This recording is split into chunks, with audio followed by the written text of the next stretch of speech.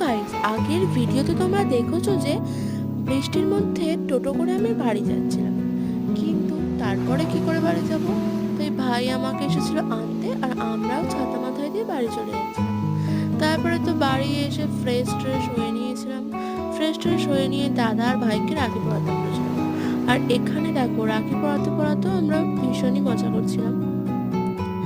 আর এ বলছে যে আমাকে আগে আশীর্বাদ কর, আমাকে আগে আশীর্বাদ।